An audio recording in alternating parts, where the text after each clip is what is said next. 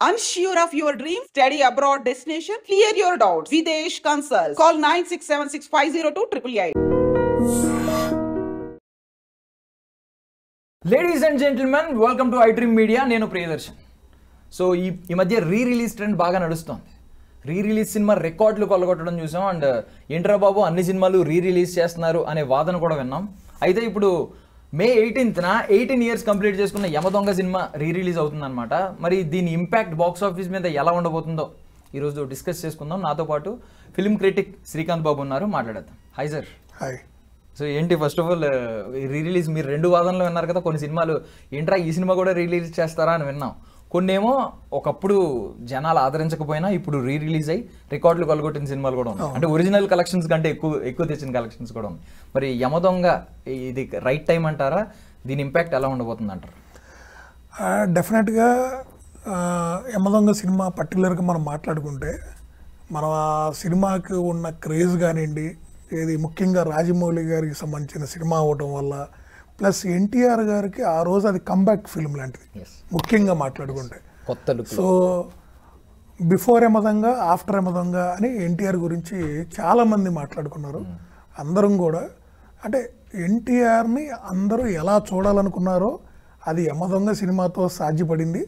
ఆ తర్వాత ఆ లుక్స్ని కానివ్వండి, ఆ బాడీ మెయింటెనెన్స్ కానివ్వండి, ఆ తర్వాత ఆయన చేసిన సినిమాలు కానివ్వండి, డిఫరెంట్ షేడ్స్ ఆఫ్ మూవీస్. మంచి లవ్ స్టోరీలు చేశారు, చాలా మంచి సినిమాలు చేశారు, బృందావనం ఏంది, మంచి మంచి సినిమాలు చేశారు. సో డెఫినెట్గా యమదొంగ అనేది మాత్రం ఎన్టీఆర్ గారి లైనప్ ఆఫ్ మూవీస్లో ఒక మైల్ స్టోన్ అచీవ్మెంట్ లాంటిది అయితే చెప్పుకోవచ్చండి. ఈవెన్ రాజమౌళి గారికి కూడా ఒక కంటిన్యూషన్గా ఆల్మోస్ట్ ఐ థింక్ అది ఆయన 3వ సినిమానో అట్లా అయి ఉండొచ్చు. సో ఆయనకు కూడా ఒక పెద్ద బ్లాక్ బాస్టర్ అది ఆ రోజుల్లో 5వ సినిమా అనుకుంటా. సో అది కూడా ఆయనకి పెద్ద బ్లాక్ బాస్టర్ అండి ఆ రోజు. అంటే వీళ్ళిద్దరు కాంబినేషన్లో సింహాద్రి తర్వాత నెక్స్ట్ వచ్చింది. ఫస్ట్ ఏమో స్టూడెంట్ నెంబర్ 1 వచ్చింది కదా. అంటే ఇప్పుడు నేను దీని గురించి ఒకటి అడుగుతున్నాను. ఇప్పుడు బ్లాక్ బస్టర్ 5వ బ్లాక్ బస్టర్ ఏదో అన్నారు, కానీ అప్పటికే యమదొంగ ఆ యముడి మీద ఎలాంటి కాన్సెప్ట్ చాలా ఓల్డ్ అయిపోయింది. బికాస్ మీరు ఆల్రెడీ చూసే ఉంటారు, ఈ యముడికి మొగుడు లాంటి సినిమాలు చాలా ఉన్నాయి. బట్ ఆ రోజు వాళ్ళ తాతగారు యమగోళ సినిమా ఫస్ట్ చెప్పాలంటే నథింగ్ అంటే యమగోళ సినిమాని కొంచెం డిఫరెంట్ వేలో తీశారు అంతే. అంతకు తప్పితే సేమ్ టు సేమ్ ఒకలాంటి సినిమాలే మనం అనుకోవచ్చు, దాంట్లో ఇదేం లేదు.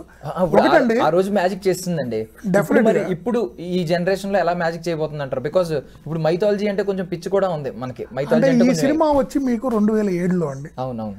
అంటే సుమారు 18 సంవత్సరాల తర్వాత రిలీజ్ అవుతుంది.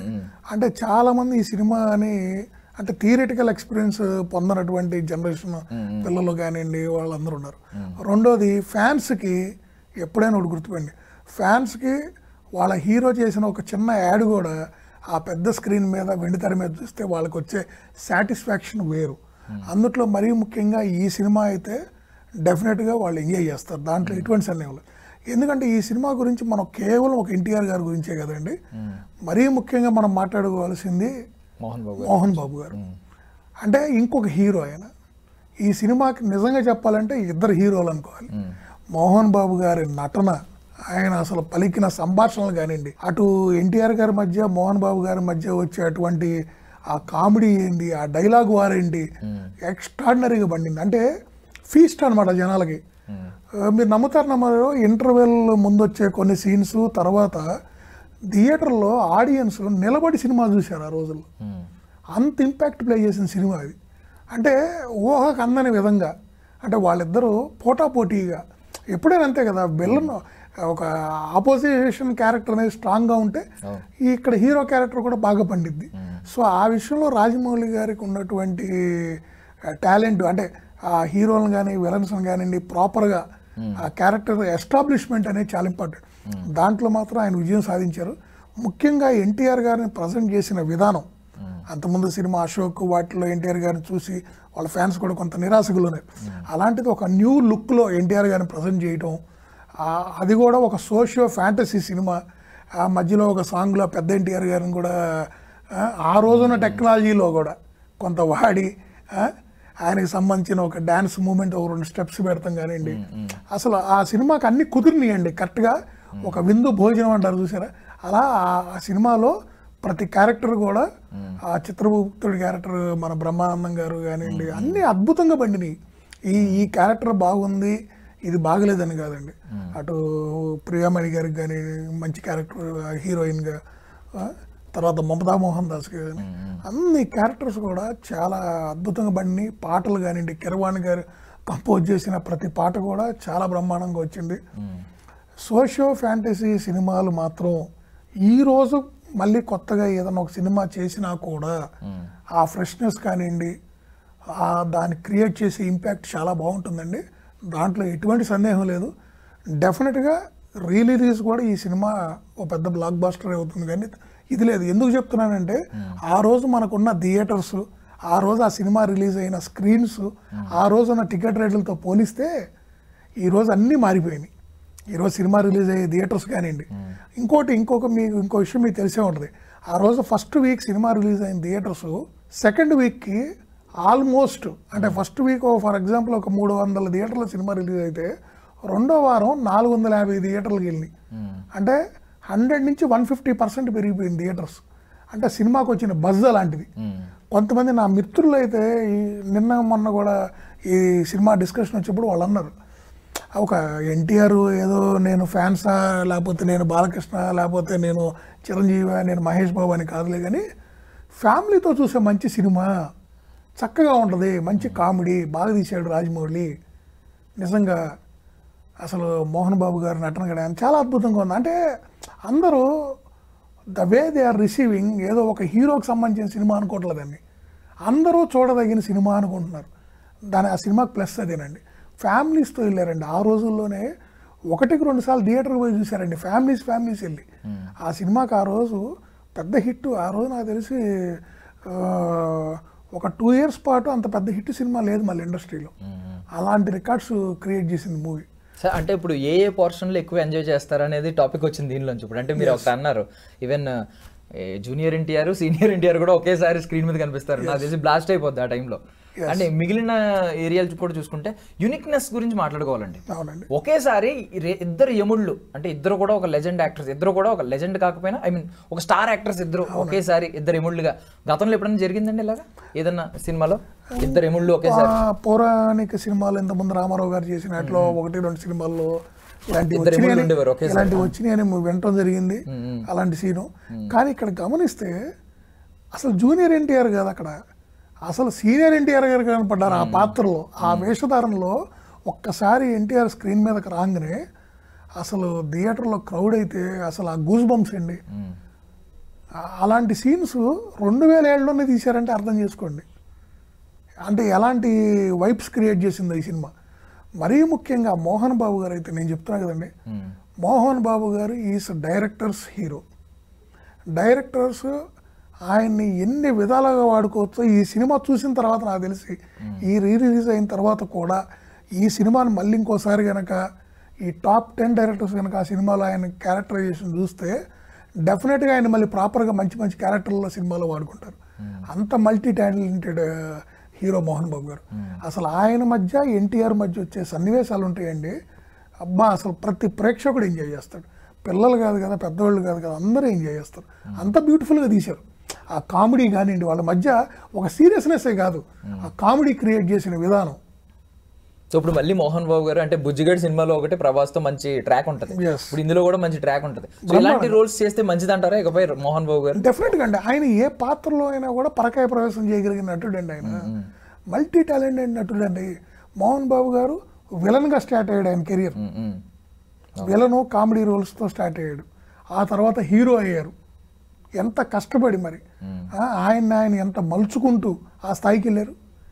డెఫినెట్గా నేను అదే చెప్తున్నా, ఈ సినిమా కేవలం ఎన్టీఆర్ కదండి, ఈ సినిమా సక్సెస్లో మోహన్ బాబు గారు కూడా చాలా ముఖ్య పాత్ర పోషించారు.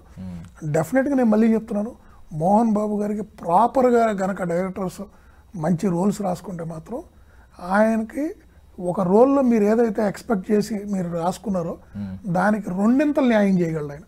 ఆయనలో ఆ టాలెంట్ ఉంది. ఇంకొకటి ఎన్టీఆర్ గారు, వాళ్ళ తాతగారి క్యారెక్టర్ రైటింగ్ కానీ ఆ సంభాషణ పలికిన విధానం ఉంది చూసారా, అసలు అచ్చుగుద్దినట్టు ఎన్టీఆర్ గారే ఈ క్యారెక్టర్ చేయగలరు, ఎన్టీఆర్ గారే అసలు మన కళ్ళ ముందు ఉన్నాడా అని మైమరిపించారు వాళ్ళ తాతగారిని. నిజంగా అసలు ఆ హావభావాలు, ఆ వేషధారణ ఎన్టీఆర్ గారికి మాత్రం ఆయన కెరియర్లో మర్చిపోడు ఈ సినిమాని అంతే. ఆయన కంబ్యాక్ సినిమా లాంటిది. ఆ తర్వాత ఆయన ఎంచుకునే సినిమాలు, స్క్రిప్ట్లు ఒకదానికొకటి, ఒకటి మించింది ఒకటి, డిఫరెంట్గా ఆయన కెరియర్ ఎంత సాఫీగా ఎట్లా వెళ్ళింది చూడండి, ఏ స్థాయికి వెళ్ళారు ఇలా. ఇప్పుడు వారు హిందీ సినిమా చేస్తున్నారు. అదే నేను అంటుంది, ఒక నటుడు ఒక స్టేజ్లో ఒక బ్రేక్ అంటారు చూసారు. ఇప్పుడు ఈ సినిమా ఎట్లానో మళ్ళీ అదుర్స్ ఎన్టీఆర్ గారికి, ఇలా కొన్ని సినిమాలు ఉంటాయండి. ఆ హీరోకి ఇప్పుడు మనకు ఆ పేరు ఎలా గుర్తొచ్చింది, అది వచ్చింది ఎప్పుడు ఆ సినిమా. ఈ రోజు కూడా మన నోట్లోంచి ఆ పేరు వచ్చిందంటే అది ఆ సినిమా గొప్పతనం, ఆ హీరో గొప్పతనం. అంటే ఆ సినిమాలో ఆ పాత్రకి ఆ హీరో చేసినటువంటి న్యాయం, దాంతో అది నెక్స్ట్ లెవెల్కి తీసుకెళ్ళిపోయాడు ఆ సినిమాని. అట్లా కొన్ని సినిమాలు మనం ఎప్పటికీ మర్చిపోలేము. అవి మనం ఇప్పటికి కూడా మనకు కాలక్షేపం ఉన్న రోజు ఆ యూట్యూబ్లోనో ఆ అమెజాన్లోకి వెళ్ళి పెట్టుకుంటే ఆ ఎంజాయ్మెంట్ కానీ ఎంత బ్యూటిఫుల్గా ఉంటుంది. సో అలా ఇప్పుడు ఏంటంటే ప్రేక్షకులకి ఇంత ముందులాగే హీరోలు ఏంటంటే ఇప్పుడు సంవత్సరానికి 2 సినిమాలు 3 సినిమాలు చేయట్లేదండి. ఈ పాన్ ఇండియా కల్చర్ వచ్చిన తర్వాత 2 సంవత్సరాలకో 3 సంవత్సరాలకో 4 సంవత్సరాలకో ఒక సినిమా వస్తున్న రోజులు. ఇలాంటి టైంలో ఏంటంటే వాళ్ళ హీరోని వెండి తెరపైన మళ్ళీ ఎప్పుడు చూసుకుంటాం, చాలా రోజులు అయింది అని వాళ్ళ ప్రేక్షకులకు ఆ వెల్త్ అనేది క్రియేట్ అవుతుంది. దాన్ని ఫుల్ఫిల్ చేయడానికి ఈ రిలీజులు అనేవి స్టార్ట్ చేశారు. ఇది అసలు ఇప్పుడు ఒక ట్రెండ్ అయిపోయింది. ఈ రిలీజ్ కూడా మీరు చూస్తే 80% ఆఫ్ ద రిలీజెస్ చేసిన మూవీస్ అన్నీ కూడా సూపర్ సక్సెస్ అయ్యాయి. అంటే వాళ్ళ ఎక్స్పెక్టేషన్స్ బీట్ అయిపోయినాయి. సో ఈవెన్ ఇక్కడే కదండి, మన యుఎస్ మార్కెట్లో కూడా రిలీజ్ని చాలా బాగా ఎంజాయ్ చేస్తున్నారు. పబ్లిక్ థియేటర్కి వచ్చి ఆస్వాదిస్తున్నారు. నేను అదే హీరోలందరికీ కూడా చెప్తున్నానండి, సంవత్సరానికి 2 సినిమాలు చేయండి, మీ అభిమానులు మీకోసం ఎదురు చూస్తున్నారు, మా హీరోని మేము వెండి తెర పైన చూసుకుంటేనే మాకు సంతృప్తి అనే పరిస్థితి ఉంది. ఇప్పుడు హీరోల నుంచి ప్రోత్సాహం రాకపోయినా మనమే ప్రోత్సహించుకుని రిలీజ్ చేసుకుని చూసుకుంటున్నాం. మరి అదే జరుగుతుందండి. హీరో సినిమాలు చేయకే కదా, హీరో సంవత్సరానికి 2 పెద్ద సినిమాలు, పెద్ద అంటే వాళ్ళు ఏమి 100 కోట్లు 1000 కోట్లు సినిమాలు కాదండి, ఒక 60-70 కోట్లలో కూడా మంచి సినిమా చేస్తే మంచి కథతో వాళ్ళ ప్రేక్షకులు ఆదరిస్తారు. వాళ్ళ హీరో అంటే వెండి తెర పైన చూడాలనుకుంటారండి, బిగ్ స్క్రీన్ పైన. ఇంట్లో కేవలం టీవీలో చూడాలనుకోవట్లా, బిగ్ స్క్రీన్ పైన చూడాలనుకుంటున్నారు. దానికి ఉదాహరణే ఈ రిలీజ్. ఎప్పుడో ఒక 18 సంవత్సరాల క్రితం సినిమాని రిలీజ్ కోసం బుక్ మై షోలో పెడితే ఇవాళే మొత్తం హౌస్ఫుల్స్ అవుతున్నాయి అంటే మరి ఎందుకు వస్తున్నారు? ఎప్పుడో సినిమా కదా, ఇవాళ టెక్నాలజీ మారిపోయింది కదా, మరి ఎందుకు వచ్చి వస్తున్నారు? అది గొప్పతనం, అది వాళ్ళు మిమ్మల్ని ప్రేమిస్తున్న విధానం, అది వాళ్ళు మిమ్మల్ని గుండెల్లో వాళ్ళ గుండెల్లో మీ స్థానం. సో డెఫినెట్గా మీరు దీన్ని హీరోలందరూ దీన్ని పరిగణించి సంవత్సరానికి 2 ఖచ్చితంగా మంచి సినిమాలు చేసుకుంటే ప్రేక్షకులు వాళ్ళు హ్యాపీగా ఫీల్ అవుతారు. మరీ ముఖ్యంగా వాళ్ళ ఫ్యాన్స్, వాళ్ళని ఆదరించే వాళ్ళ ఫ్యాన్స్ వాళ్ళ కోసం ఏదైనా చేయడానికి ముందు వరుసలో ఉంటారు. సో వాళ్ళని సంతృప్తి పరచడం కోసమైనా చేయాలండి. ఈరోజు ఎన్టీఆర్ గారిది నెక్స్ట్ ఇప్పుడు వార్ సినిమా వస్తుంది, లైనప్ ఉన్నాయి. ఇంకా నేను అదే అంటుంది, ఈ మధ్యలో ఏంటంటే వాళ్ళు కనీసం 2 సినిమాలకు మధ్యలో ఇంకొక 2 చిన్న సినిమాలు కూడా చేసుకుంటూ వస్తే డెఫినెట్గా వాళ్ళ మార్కెట్ బాగుంటుంది, వాళ్ళ ఫ్యాన్స్కి కూడా ఏంటంటే అది ఒక ఫీస్ట్ లాగా ఉంటుంది. రెగ్యులర్గా వాళ్ళ హీరో సినిమా వస్తుంటే వాళ్ళకి కూడా కన్నుల పండుగగా ఉంటుంది. అవును. ఇప్పుడు ఎన్టీఆర్ గారి గురించి మాట్లాడుకున్నాం, అది ఫిజికల్గా ఆయన ట్రాన్స్ఫర్మేషన్ చూసాం, చాలా అద్భుతం. బట్ మానసికంగా కూడా అంటే ప్రవర్తనా పరంగా కూడా చాలా మార్పు వచ్చిందని విన్నాం అనమాట. అంటే థింగ్ ఏంటంటే అంతకుముందు ఆయన సీనియర్ ఎన్టీఆర్ గారికి ఒక ఇమేజ్లా, ఒక వేరే ఇమేజ్లా కనిపించేవారు, ఒక మిర్రర్ ఇమేజ్ లాగా. బట్ ఆఫ్టర్ యమదొంగ ఆయన ఏంటంటే కొంచెం హిలేరియస్, చిన్నపిల్లడు అయిపోయారు. వెన్ మనకి ఇంటర్వ్యూస్లో కూడా రాజీవ్ కనకాల గారు చెప్తారు, కిడ్ అని సేవ్ చేసుకున్నాడు అంట ఆయన పేరు. మనం RRRలో కూడా చూస్తాం, సెట్స్లో ఆయనకి పిల్లలు పుట్టారు, ఆయన మాత్రం చిన్నపిల్లలాగా ఎలా చేస్తూ ఫ్యాన్స్ ఎంత ఎంటర్టైన్ అయ్యారంటే మీరు కూడా బిలీవ్ చేస్తున్నారా ఈ సినిమా తర్వాత ఆయనలో చాలా మార్పు వచ్చింది ప్రవర్తన పరంగా? నేను మీకు ఇందాకే చెప్పానండి, ఎన్టీఆర్కి ఈ సినిమా ఒక కంబ్యాక్ ఫిల్మ్ లాంటిది. తనలోని ఒక కొత్త నటుడిని మళ్ళీ ఆవిష్కరించుకున్నాడు తెరపైన. అంతకుముందు చేసిన సింహాద్రి కానివ్వండి, అశోక్, కొన్ని సినిమాలన్నిటిని కూడా ఒక మాస్ హీరోగా, ఒక రఫ్ క్యారెక్టర్లో బాగా హైగా ప్రొజెక్ట్ చేశారు. ఇక ఎన్టీఆర్ అంటే ఈ నరుకుడు, చంపుడు ఇలాంటి సినిమాలేనా అని ప్రేక్షకులకు ఒక థాట్ వస్తుంది. లవ్ స్టోరీ సినిమాలు ఎన్టీఆర్ చేయలేడేమో, చేసినా చూడరేమో అనే ఒక రకరకాల సందేహాలు స్టార్ట్ అవుతున్న టైంలో వచ్చిన ఫస్ట్ సినిమా యమదొంగ తర్వాత దీంట్లో మంచి లవ్ స్టోరీ ఉంటుంది. ఇదే మన ప్రియమణికి కానివ్వండి. దీని తర్వాత నుంచి మీరు చూస్తే రకరకాల సినిమాలు చేశాడు. అదుర్స్ ఏంటి, తర్వాత బృందావనం బృందావనం, మరీ ముఖ్యంగా Brindavanam, complete love story. Yes. మరి అలాంటి గొప్ప సినిమాలు చెప్తున్నా, మంచి పాటలు దిల్రాజు గారు నిర్మించారు ఆ సినిమా. ఇప్పుడు ఇలాంటి మంచి సినిమాలు తర్వాత చేయగలిగారంటే డెఫినెట్గా కాన్ఫిడెన్స్ అండి. ఆయన రీబిల్డ్ చేసుకున్నాడు. ఆయన ఫిజిక్ని కానివ్వండి మొత్తం రీబిల్డ్ చేసుకుంటున్నాడు. దానివల్ల ఏంటి, he got lot of confidence. నేను ఒక మాసే కాదు, క్లాసే కాదు, ఒక లవర్ బాయ్గా కాదు, ఏ క్యారెక్టర్ నేను చేయగలను. అతనిలో అన్ని విధాలకి అంటే ఒక విందు భోజనం లాంటి నటుడు ఉన్నాడు ఆయనలో. ఏ క్యారెక్టర్లో అయినా ఇమిడిపోగలడు. బ్రహ్మానందంతో కలిసి ఆయన చేసిన కామెడీ మామూలుగా ఉంటుందండి అదుర్స్లో. అసలు ఎంత హిలేరియస్గా ఉంటుంది. నేను అదే అంటుంది, ఎన్టీఆర్ గారిని ప్రాపర్గా వాడుకుంటే ఆయన ఏ పాత్రలో అయినా ఒదిగిపోగలుగుతాడు. ఒక అద్భుతమైన నటుడు. పౌరాణిక సినిమాల్లో కూడా వాళ్ళ తాతగారిని మనకి చూపించగలడు. ఎస్, రామారావు గారే నటిస్తే ఈ సీను ఇంతకన్నా అద్భుతంగా చేయగలడు ఎన్టీఆర్. రామారావు గారు లాగా అదే అద్భుతంగా ఎన్టీఆర్ కూడా చేయగలడు అని చూపించేసాడు కదా ఆ యముడి క్యారెక్టర్లో. అదే ఆయన గొప్పతనం. సో డెఫినెట్గా అతనికి నటన మీద అతనికి ఉన్న ఇంట్రెస్ట్ కానివ్వండి, ఇవన్నీ కూడా అతన్ని ముందుకు తీసుకెళ్తున్నాయి. డెఫినెట్గా ముందు ఇంకా మంచి సినిమాలు చేయాలి. డెఫినెట్గా మీరు అడిగినట్టు రేపు ఈ సినిమా నిజంగా ఈ బ్లాక్ బస్టర్ అయితే అవుతుంది, దాంట్లో ఎటువంటి సందేహం లేదు. రిలీజ్ అనే కాదు, ఇంకా ముందు ఇంకా మంచి సినిమాలు వస్తాయి ఎన్టీఆర్ నుంచి. ఇలాంటి రిలీజులు కూడా ఇంకా ముందు అదుర్స్ కానివ్వండి ఇవన్నీ కూడా చేస్తారు. డెఫినెట్గా ఎన్టీఆర్ గారు వాళ్ళ తాతగారి పేరు నిలబెట్టారు, ఈ పరంపరను కొనసాగిస్తాడు, దాంట్లో ఎటువంటి సందేహం లేదు. సో రీల్ పరంగా చెప్తుంటే ఐ మీన్ ఒక్కొక్కటి గూస్ బంప్స్ వచ్చే మాటలే చెప్తున్నారు. బట్ రియల్ విషయానికి ఒకసారి వస్తే, ఇప్పుడు అన్స్టాపబుల్ తర్వాత ఐ మీన్ ఫ్యాన్స్ పెంచుకోవడం అనేది వేరు, హేటర్స్ తగ్గించుకోవడం అనేది ఇది డిఫరెంట్ అప్రోచ్. ఇప్పుడు అన్స్టాపబుల్ తర్వాత బాలకృష్ణ గారు ఏమంటున్నారు ఇవాళ, zero Balayya before Unstoppable, Bala after Unstoppable. అవును. So Balayya before Unstoppable, Bala after Unstoppable. అది నేను అంటుందండి, ఒక ఇమేజ్ అంటే మనకు తెలియని ఒక వ్యక్తి మన స్క్రీన్ మీద వాళ్ళ క్యారెక్టర్స్ చూసి వాళ్ళు పలికే డైలాగులు, వాళ్ళు ఆ ఫైట్స్, వాళ్ళ సెంటిమెంట్స్ మన సినిమాలో చూసి ఒక విలన్గా నటించినట్టు మనం నిజ జీవితంలో అతని క్యారెక్టర్ ఏమనుకుంటాం, మనం నెగిటివ్ ఇంపాక్ట్ ఉంటుంది కదా కొంత. అదే ఇక్కడ మీరు చూస్తే ఒక అన్స్టాపబుల్ షో ద్వారా ఫస్ట్ టైం చేసిన ఒక రియాలిటీ షో అయినా, ఆ షోలో అక్కడికి వచ్చే గెస్టులతో ఒక పెద్ద హీరోల నుంచి చిన్న హీరోలు, ఆయనతో పాటు నటించిన హీరోల కాడి నుంచి చిన్న హీరోలు, పొలిటీషియన్స్ అందరితో బాలకృష్ణ గారు ఆయన ఓపెన్ అప్ అయి మాట్లాడే విధానం, అంటే ఆన్ స్క్రీన్ బాలకృష్ణకి ఆఫ్ స్క్రీన్ బాలకృష్ణకి డిఫరెన్స్ చూశారు అందరూ. ఓ బాలకృష్ణ గారు ఏంది చిన్నపిల్లలాగా, నిజంగా అసలు చాలా మంది షూటింగ్స్లో కూడా ఇలా ఫ్రీగా ఉంటారు అంటారు, కానీ మనం చూడలేదు కదా.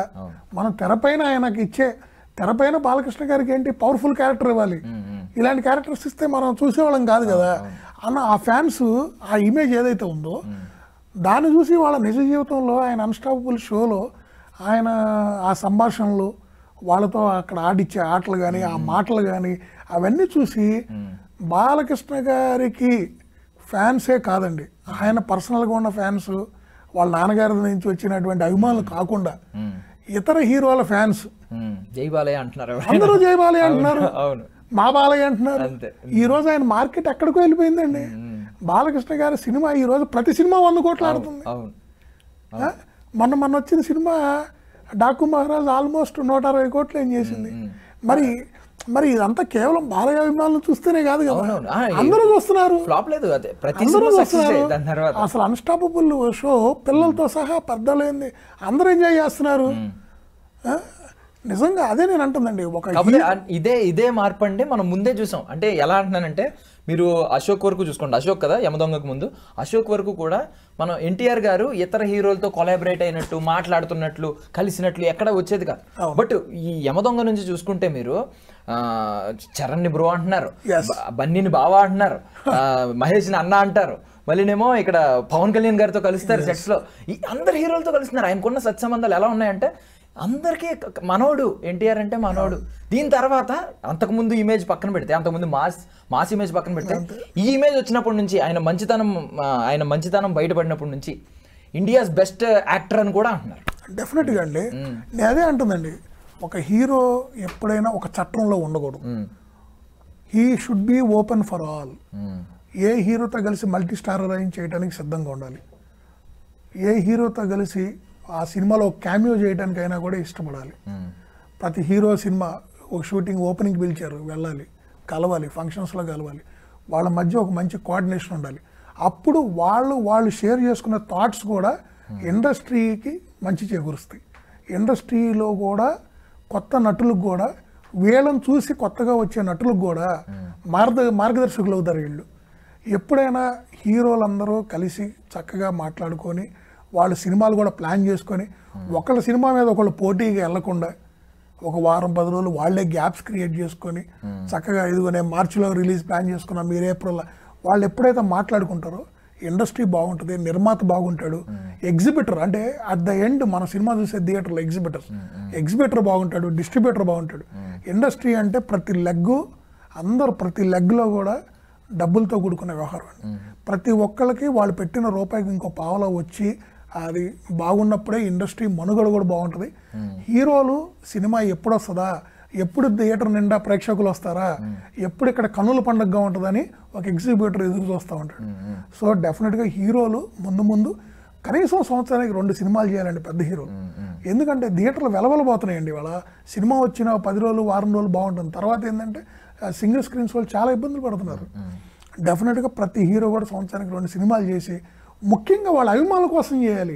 మీ అభిమానుల్ని అలరించడం, వాళ్ళని సంతృప్తి పరచడమే మీ బాధ్యత.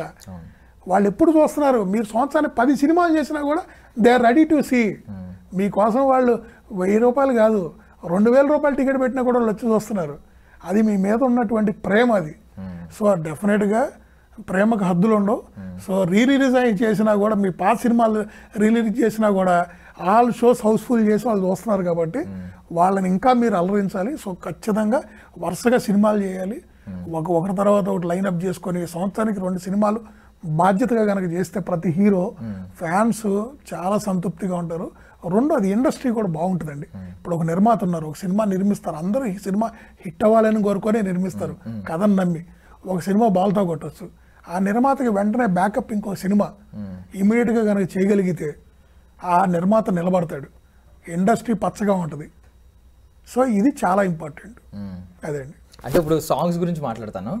ఇందులో ఉన్న అద్భుతమైన సాంగ్స్ ఏంటంటే ఒక మెలోడీ ఉంటుంది, అది పక్కన పెడితే నాచోరే ఆయనకి ఇప్పటికీ కూడా ఒక బెస్ట్ డాన్స్ పర్ఫార్మెన్స్ అంటాను. అవును. ఇంకొకటి యముడిని టీస్ చేసే యమలోకంలో సాంగ్ ఉంటుంది, యముడు ఆడవేషంలో వస్తే దాన్ని టీస్ చేసే ఒకటి ఉంటుంది. అండ్ యమలోకంలో ముగ్గురు అమ్మాయిలతో డాన్స్, ఈ అన్ని పోర్షన్స్ లో ఏ పాటలో బాగా majority of the audience enjoy చేసే ఛాన్స్ ఉందంటారు? బాగా మీకు ఒకటేనండి, మీరు కంపేర్ చేస్తే మీరు చెప్పినట్టు ఇప్పుడు ఒక సాంగ్కి ఒక సాంగ్ కంపేర్ చేయలేము డిఫరెంట్గా. ఇప్పుడు యమలోకంలో ఆ సాంగ్ వచ్చినప్పుడు అక్కడ చేస్తున్న అల్లరితో ఆ సాంగ్ ఉంటుంది, బాగా ఎంజాయ్ చేస్తారు. అలానే నాచోరే ఉండే డాన్స్ మూమెంట్స్ ఫ్యాన్స్కి వెర్రెత్తిపోతారు. నిజంగా రమ్మని కూడా తీసుకొచ్చారు, ఆ స్టెప్స్కి వెర్రెత్తిపోతారు. మెలోడీ సాంగ్ లవర్స్ ఎంజాయ్ చేస్తారు.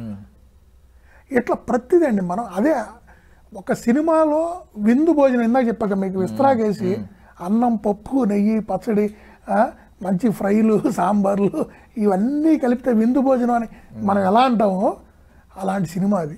మీకు ఫస్ట్ ఒక్క మాటలో నేను చెప్పింది అదే. మీకు యమదొంగ సినిమా అనేది ఒక విందు భోజనం లాంటి సినిమా, అందరినీ అలరించిద్ది, కుటుంబ సమేతంగా చూడదగినటువంటి ఒక మంచి సినిమా, ఒక చక్కని సినిమా, ఒక వినోదంతో కూడుకున్నటువంటి ఒక మంచి సినిమా, అందరూ చూసేది. ఇది ఒక ఈ హీరో ఆ ఫ్యాన్స్ ఈ ఫ్యాన్స్ ఏమీ లేదు, చక్కగా అందరూ ఫ్యామిలీ వైఫ్ అండ్ పిల్లలు చక్కగా వెళ్ళి చూసిన సినిమా. అందుకే అంత పెద్ద బ్లాక్ బస్టర్ అయింది. డెఫినెట్గా మంచి సినిమా అండి. అసలు దాంట్లో ఫైనల్లో ఒక అంటే ఇప్పుడు దాకా మనం ఎంత పొగుడుకుంటున్నాం బాగానే ఉంది, ఒక నెగిటివ్ వాదన కొంతమంది ఉంటుంది, దీని గురించి మాట్లాడుకుందాం. ఏమంటున్నారంటే ఇప్పుడు ఈ క్రేజ్ రీ రిలీజ్ మీద ఉన్న క్రేజ్నే క్యాష్ చేసుకుంటున్నారు, ఆడియన్స్ని గొర్రెలు చేసి పాత సినిమాని మళ్ళీ రిలీజ్ చేసి డబ్బులు తెచ్చుకుంటున్నారు అని అంటున్నారు. ఇది మీరు ఎంతవరకు సమంజసం అంటారు?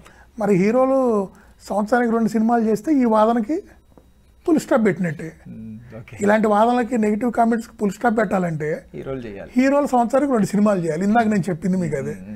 ఇవి చెప్పినప్పుడు ఏమనుకుంటారు, ఒక హీరో మీద హీరోకి అభిమానులకేమో రిలీజ్ పండగ, ఇంకో హీరో అభిమానులు ఏమంటారు, ట్రోల్ చేస్తారు.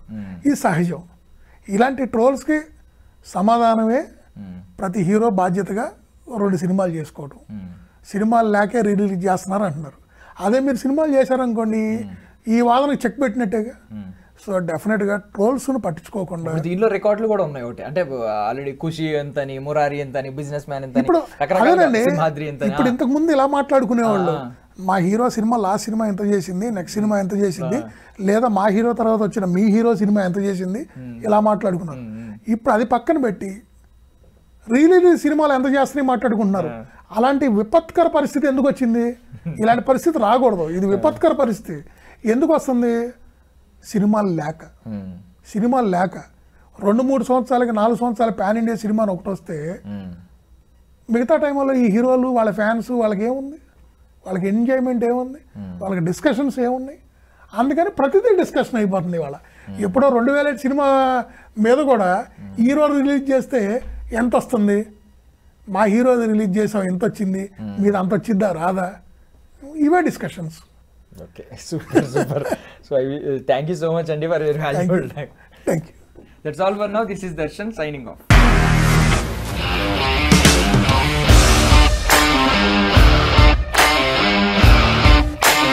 ఇండస్ట్రీలో కమిట్మెంట్ ఇష్యూస్ వస్తే నీకు కూడా వచ్చినట్టు? మార్నింగ్ తీసుకెళ్ళానంటే కొట్టి పడేస్తారు.